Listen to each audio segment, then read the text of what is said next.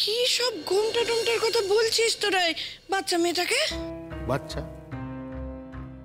কি বাচ্চা মেয়ে? ও না, দাদা বোঝাচ্ছিল আর কি, যে এই সংসারে বড়দের সামনে আসতে গেলে ঘুমটা টুমটা মাথায় দিতে হয় আর কি, মানে এটাই বাড়ির রীতি। সেটাই তোমার নাত বউকে শেখানোর চেষ্টা করছিল দাদা। তোমার বৌমাদের তো চেনোই, তারা তো নিজে থেকে কিছু বলবে না। এই চুপ কর তো, বৌমারা কেন শেখাতে যাবে রে? আমি নিজে বৌমাদের তো ওই ঘুমটা টুমটা দেওয়ার বিধান দিইনি কোনোদিন।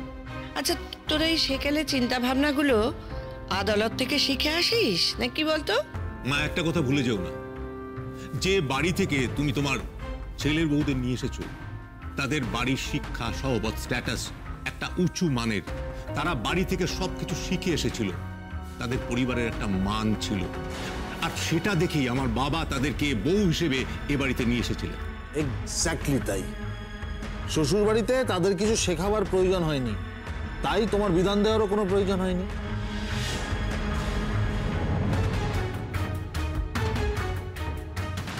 মা, জামা কাপড় বের করে দাও। হ্যাঁ যাই। টঙ্কা যা না মা, অর্জুনের অফিসে যাওয়া জামা কাপড়টা বার করে দে, যা। কিরম ঘাটতারা মেয়ে দেখলি, ঘোমটাটা টানলই না। ও নিয়ে তুমি বেশি ভেবো না দাদা। বেকা ঘাড় সোজা করাটাই আমার খুব প্রিয় সাবজেক্ট, সেটা তুমি খুব ভালো করে জানো। বেকা ঘাড় আমি 2 দিনে সোজা করে দেবো, একটু সময় দাও।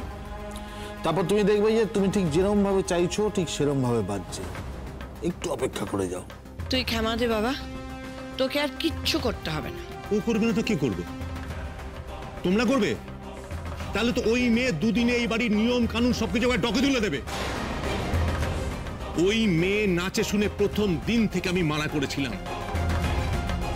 যে মেয়ে সবার সামনে পায়ে কুড় বেঁধে ওই ধেই ধেই করে নেচে বেড়ায়, সে যে কোনো নিয়ম কানুন মানবে না, তার যে কোনো সহবত শিক্ষা থাকবে না, সে তো সবাই জানতো।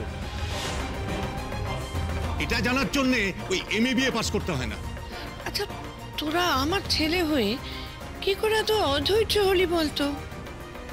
তোর বাবা কিন্তু এরকম অসহিষ্ণু ছিলেন না। ও মা, তুমিও সেই ওর হয়ে ঝোল টেনে কথা বলছো? হ্যাঁ না, আমাকে একটা কথা খুব পরিষ্কার করে বোঝাও তো, এর মধ্যে অসহিষ্ণুতার কি দেখলে তুমি, বলো? দেখাতে কি বাকি রেখেছিস? মেয়েটা বাড়িতে যখন থেকে ঢুকেছে তখন থেকে তোরা ওকে আকথা কুকথা বলে চলেছিস।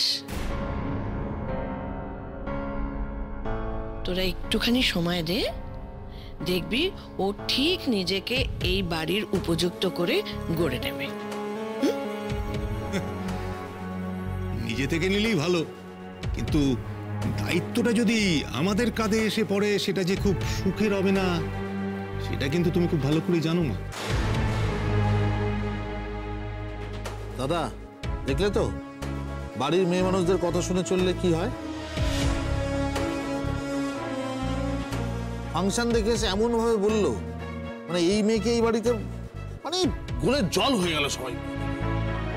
মানে জানো, এই মেয়ে এই বাড়িতে এসে আমাদের গোটা পরিবারের 7 জন্ম উদ্ধার করে দেবে। শোন রূপক, তোর মাও কিন্তু একজন বাড়ির মেয়ে মানুষই। হ্যাঁ হ্যাঁ, সত্যি তো। তা এই জন্য কিন্তু দেখো, বাবা কোনোদিনও তোমার পরামর্শ নিয়ে কোনো কাজ করেনি। হ্যাঁ,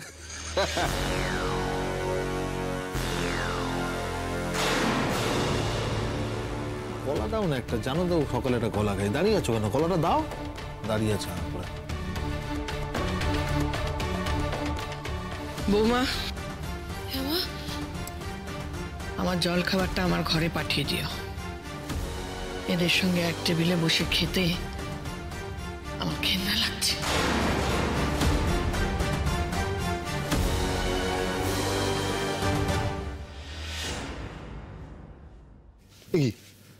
তুমি এখানে? মা কোথায়? ওনারা পাঠালেন আমাকে তোমার অফিসের জামা কাপড় বের করে দেওয়ার জন্য। কোথায় কি আছে জানা আছে? আলমারিতেই থাকবে। ঠিক আছে, যাও দেখো।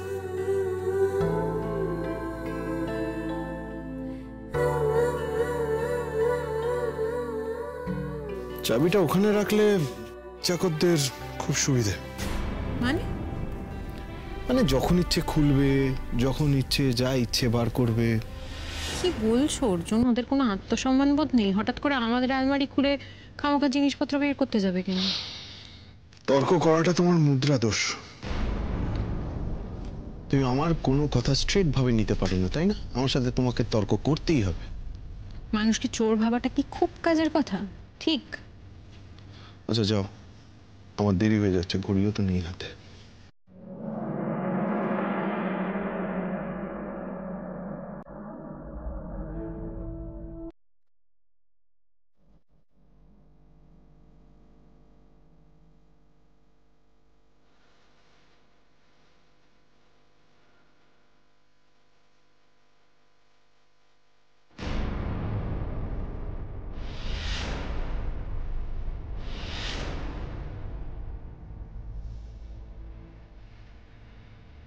বলছিলাম এই শার্টটা ট্রাউজারের সাথে যাচ্ছে না, আরেকবার দেখো।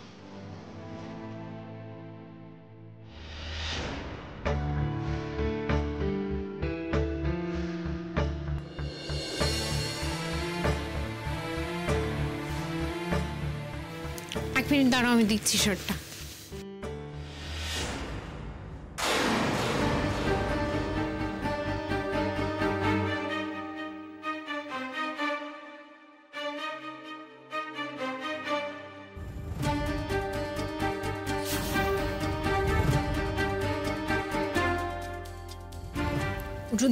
দরজাটা খোলা, কেউ চলে আসবে।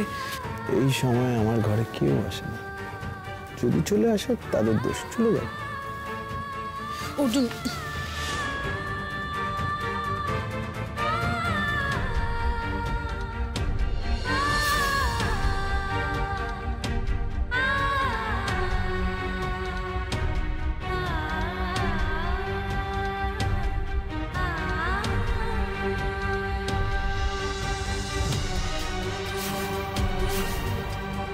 প্লিজ ছাড়ো আমার।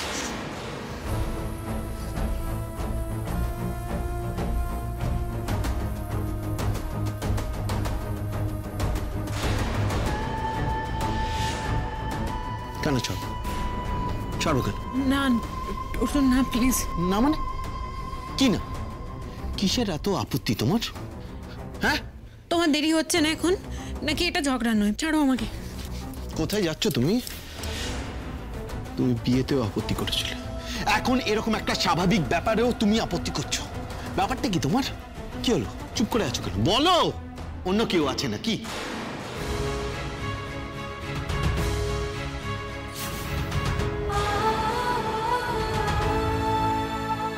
লাগছে অর্জুন। লাগুক।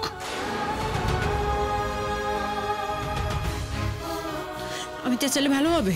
হ্যাঁ চাচাও, কিন্তু আগে থেকে ডিসাইড করে নাও সবাই এলে কি বলবে।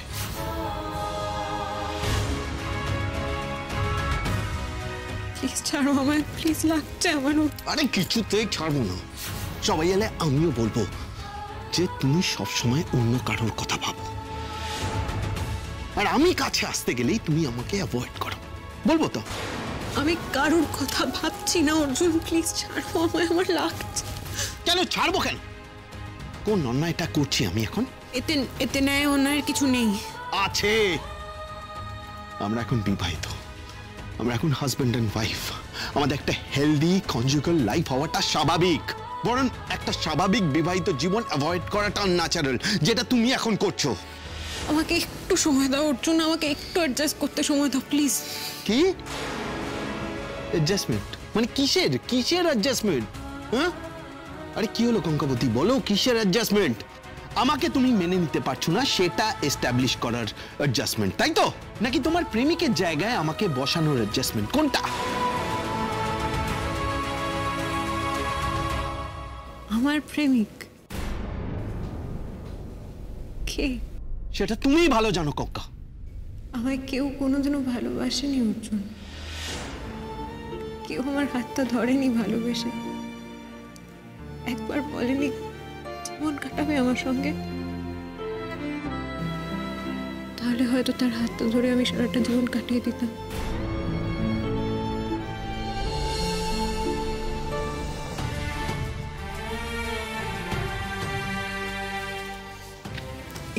ক্রাশড হয়ে গেছে, আমি অন্য একটা নতুন একটা শার্ট বের করে দিচ্ছি।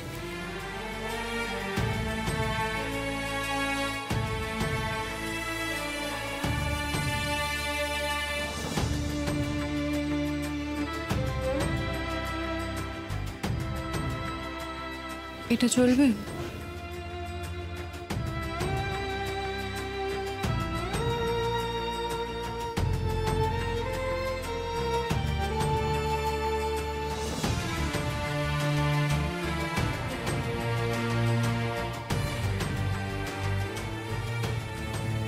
সরি।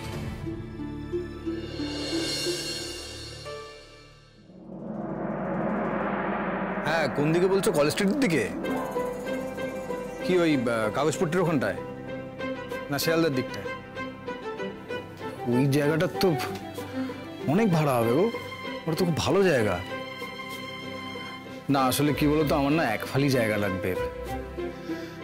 না না, আমাদের বাড়ির অ্যাড্রেস দিলে কি হচ্ছে বলো তো, ভাবছে যে এত দূরে বাড়ি, এ কি আদৌ অর্ডারটা সাপ্লাই করতে পারবে? সেই জন্যই আমি ওইদিকে একটা জায়গা খুঁজছি। কত বলছো? 7,000 টাকা? না গো, এটা আমার ওভার বাজেট হয়ে যাচ্ছে। 7,000 টাকা মানে তো অনেক টাকা। আরে অসিন্দা, 7,000 টাকা তোমার কাছে কিছু না হতে পারে, আমার কাছে এটা অনেক, বিশ্বাস করো। আরে বাবা, অত টাকা যদি আমি ভাড়াই দিই তাহলে আমার খাবার, কত টাকা ভাড়া দিলে আমার হাতে কি থাকবে বলো? হ্যাঁ ঠিক আছে, তুমি টাইম নাও, আমার তাতে কোনো অসুবিধা নেই। আমি জানি এটা তাড়াহুড়োতে হবে না। কিন্তু তুমি আমাকে পজিটিভলি জানাও। ঠিক আছে, ওকে, রাখছি। ওকে। নাও এটা। হ্যাঁ দাঁড়া, নিচ্ছি, দে। তরকারি হয়নি এখনো। ও ঠিক আছে, কোনো ব্যাপার না। আরে রুটি চিনি দেখে দারুণ লাগে, জানিস তো। আগে যখন মাঠ থেকে খেলে ফিরতাম না, তখন মা রুটির সাথে নারকেল করে দিত, দারুণ লাগতো। তুই খেয়েছিস কখনো? সে কি রে, খেয়ে দেখবি একবার, তারপর ধর চা রুটি। আরে এসব খেয়ে তো আমরা বড় হয়ে গেলাম। তারপর জানিস তো, স্কুলে যখন পাউরুটি দিত, অনেকে সেটা নষ্ট করে দিত। আমি না, ওদের নষ্ট হওয়ার আগে পাউরুটিগুলো নিয়ে নিতাম, তারপর ওই পাউরুটিগুলো বাড়িতে নিয়ে আসতাম। মা সেটাকে জলে ভিজিয়ে তারপর পেঁয়াজ লঙ্কা দিয়ে ভেজে কি একটা যে করতো না, দারুণ খেতে লাগতো। আমার এই ক্লাউড কিচেনটা না শুরু করতে হবে, জানিস তো। একটা বড় পেমেন্ট পেলেই শুরু করে দেবো। আমার না একটা কথা খুব মনে হয়, জানো তো। কি কথা? আমার যদি অনেক অনেক টাকা থাকতো, কি ভালো হতো না? যাদের টাকা থাকে না, তারা সবাই দিনের মধ্যে 10 বার করে এটা ভাবে। সত্যিই তো, এটা কিন্তু ভারী অন্যায় সমরজলদা। ভগবান যে কেন এরকম বিভেদ করেছেন কে জানে। বিভেদ কোথায়? ও মা, বিভেদ নয়, এক একজনের কাছে এত টাকা থাকে যে তারা ছড়িয়ে ফেলে রাখে, আর যাদের কাছে নেই তাদের কাছে কিচ্ছুই নেই। প্রত্যেক দিন তাদের সব কটা স্বপ্নের গলা টিপে। আর তোমার বন্ধু অর্জুন, ওদেরই দেখো না কত টাকা, বলো তো। ওদের কিন্তু এত টাকা না থাকলেও চলে। আর আমাদের কিন্তু আরেকটু হলেই মিটে যেত, কিন্তু আমাদের সেইটুকুও নেই। এটা বিভেদ নয় রে, এটা হলো জগতের নিয়ম, আর এই নিয়ম মেনেই আমাদের চলতে হয়। জেঠু, জেঠু, বলো মা, কি হয়েছে? আমি তোমার উপর ভীষণ রাগ করেছি, আমি তোমার সঙ্গে একদম কথা বলবো না। সর্বনাশ করেছে। হ্যাঁ, কি কাণ্ড! এর থেকে তুই আমাকে শুলে চড়িয়ে দে মা, সেটা আমার পক্ষে কম শাস্তি হবে। কিন্তু তুই যদি আমার সাথে কথা না বলিস, তাহলে যেটুকু করে থাকবে বলতো মা। না না, আমি তো বললাম আমি তোমার সঙ্গে একদম কথা বলবো না। আচ্ছা, কি হয়েছেটা কি? সকাল সকাল জেঠুর উপর এত রাগ কেন? আমি তোমাকে কেন বলবো? যা বাবা, বাবাকেও বলবি না? না, আমি কাউকে বলবো না। রাগে না আমার মাথায় আগুন জ্বলছে। সর্বনাশ করেছে, এ তো দমকলের আন্ডারে চলে গেল ব্যাপারটা। হ্যাঁ বাবা। ওকে, ঠিক আছে, ঠিক আছে, রাগ করে না মা, রাগ করে না। আপনি বলুন তো, আপনার রাগের কারণ কি ধর্মাবতার? নাও এবার সামলাও ভাইজিকে। দেখো তার আবার কি কারণে রাগে মাথা নাকি আগুন জ্বলে যাচ্ছে না, কি বললো? জেঠু, তুমি কিন্তু তোমার ছেলের বউকে পেয়ে আমাকে একেবারে ভুলে গেছো। অভিযোগ সর্বৈব মিথ্যে ধর্মাবতার। আমার মনে হচ্ছে আমাদের মধ্যে বোধহয় কোথাও একটা ভুল বোঝাবুঝি হচ্ছে। আপনি বিশ্বাস করুন, আমি আমার ওই না পড়া কালো কোটে শপথ নিয়ে বলতে পারি আমি নিজেকে ভুলতে পারি, কিন্তু আপনার কথা আমি ভুলতেই পারি না ধর্মাবতার। আপনি বলুন, আপনার অভিযোগটা কি বলুন। না না, আমি বলছি তুমি ভুলে গেছো। এই তিতলি, জেঠুর গলাটা ধরে ওরকম ঝুলছিস কেন? লাগবে তো। তুমি বলো মা, তোমার কি অভিযোগ বলো। তুমি মন খারাপ করে থাকলে জেঠুর কি ভালো লাগে মা, বলো তুমি, বল। আচ্ছা তুমি বলো তো, আজকে কত তারিখ? আজকে 29। তুমি আমাকে কি প্রমিস করেছিলে? এই রে, দেখেছো কাণ্ড। দেখ মা, তোর জেঠুর তো বয়স হচ্ছে, এরকম ভাবে যখন তখন যদি তুই আমার পরীক্ষা নিস তাহলে তুমি গোল্লা পাবো। তুই একটা কাজ কর, তুই বল মা কি প্রমিস করেছিলাম। না না না, আমি বলবো না, তুমি তোমার ব্রেনে একটু জোর দাও। আচ্ছা তিতলি, তুই বলে দে না মা, সকাল সকাল কেন জেঠুর উপর এত প্রেশার দিচ্ছিস? আচ্ছা বলছি, জেঠু তুমি কিন্তু বলেছিলে আজকে তুমি আমাকে একটা নতুন মোবাইল দেবে। এ বাবা, এ তো অন্যায়। হ্যাঁ দাদা, এ তো মানে মহা অন্যায় করে ফেলেছো তুমি। তোরা ফোন কিনে দেবে বলে ভুলে গেলে? এটা কিন্তু ছোটখাটো অপরাধের মধ্যে পড়বে না। হ্যাঁ, একদম ঠিক বলেছিস। এর জন্য ধর্মাবতার আসামির কিন্তু ওই কি বলে যেন 7 দিনের ফাঁসি আর 100 বছরের জেল হতে পারে। জেঠু, আমার কিন্তু ইয়ারকে একদম ভালো লাগছে না। কেন রে তিতলি, তোর তো একটা নতুন ফোন আছে, আবার একটা ফোনের কি দরকার? তুমি সব ব্যাপারে কেন কথা বলো তো? সব ব্যাপারে নাক গলাবে না। ও হচ্ছে নিরূপ চ্যাটার্জির ভাইজি। ও যদি মনে করে 3টে নতুন ফোন কিনবে তাহলে আজকে 3টে নতুন ফোনই কিনবে। তুমি যাও।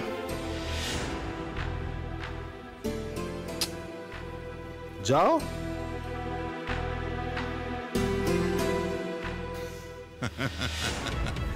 কোনো চিন্তা নেই মা, আজকে সন্ধ্যেবেলায় তোমাকে আমি একটা নতুন ফোন কিনে দেবো, ঠিক আছে? আর আমার ভুলের খেসারত হিসেবে তোমাকে নিয়ে আজকে তোমার প্রিয় রেস্তোরাঁয় একটা ডিনার। হেপি একটা, দিনে দিনে বায়না বাড়ছে। বুঝতে পারলি, এর থেকে বোঝা যায় যে ও চ্যাটার্জি বাড়ির পারফেক্ট সন্তান। ও আমাদের পরিবারের একমাত্র মেয়ে। ওর একটু বায়না হবে না? আমার কাছে যেদিন ক্ষমতা আসবে না, আমি দেখবে এই নিয়মটাই সবার আগে পাল্টে দেবো। না রে, সবাই যদি সোনার চামচ নিয়ে জন্মাতো না তাহলে তো হয়ে যেত। শুকনো রুটি খেতে গলায় আটকে যাচ্ছে না? নাও নাও নাও, এটা খাও। আচ্ছা শোনো, মামনি কিন্তু অর্ডার দিয়েছে যে সমু যেন আজকে কোথাও না বেরোয়। কোথাও বেরোলে কিন্তু একেবারে কুরুক্ষেত্র হয়ে যাবে। মা কি চাইছে বলতো? সবাইকে না খাইয়ে রাখবে? আরে বাবা, আজকে তোমার বন্ধু অর্জুন আর ওর অদ্ভুত বউ কঙ্কাবতী, ওরা আসবে না, তাই তো সকাল থেকে এত তোড়জোড় চলছে। সে তো বুঝলাম, কিন্তু আমাকে তো বেরোতেই হবে রে আজকে, নাহলে একটা বড় অর্ডার মিস হয়ে যাবে। এরপর যদি কোনো ঝড়ঝাপটা আসে তাহলে কিন্তু তুমি সামলে নিও। মামনি আমায় বলেছিল তোমায় বলে দিতে, আমি বলে দিয়েছি। এরপর আর আমি কিচ্ছু জানি না। আচ্ছা ঠিক আছে, আমি মাকে ম্যানেজ করে নেবো, তোকে অত মায়ের নাওটা হতে হবে না। পাজি মেয়ে কোথাকার একখানা। পাজি? আমি পাজি না, তোমার ওই কঙ্কাবতী। আসুক না আজকে, ওকে আজকে একদম চেপে ধরবো আমি। কেন সেদিন ওরকম অদ্ভুত ব্যবহার করলো? কেন তো আবার বারণ করেছিলাম না তোকে? আমি বলেছিলাম যে সেই দিনের কোনো কথা তুই তুলবি না, তাহলে শুনিস না কেন? আমিও তুলবো না কোনো কথা। আরে তাই বলে? আর কোনো কথা না রূপকথা। একটা কথা জানিস তো, বাড়িতে অতিথি আসলে তাকে অপ্রস্তুত করতে নেই। ওরে বাবা, এত রেগে ধমকানোর কি আছে? তাই জন্য ধমকাবার মতো কাজ করছিস, সেই জন্য ধমকাচ্ছি। এক কথা বারবার ধরে বলে চলেছিস। এই বিষয়টা নিয়ে বাড়িতে কেউ কোনো কথা বলবে না, ব্যাস, এটা যেন মাথায় থাকে। হ্যাঁ, তুমি শুধু আমায় বকতে পারো না, শুধু তোকে না, আমি বাড়ির সকলকেই ব্যাপারটা ভালো করে বুঝিয়ে দেবো।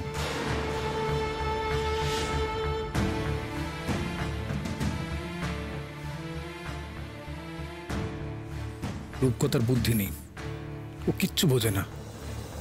না, আমায় আজ বাড়িতে থাকতেই হবে, রূপকথাকে সামলাতে হবে, মা ঠাকুমা সবাইকেই সামলাতে হবে। আজ বেরোলে অনেক কিছু উলটপালট হয়ে যেতে পারে।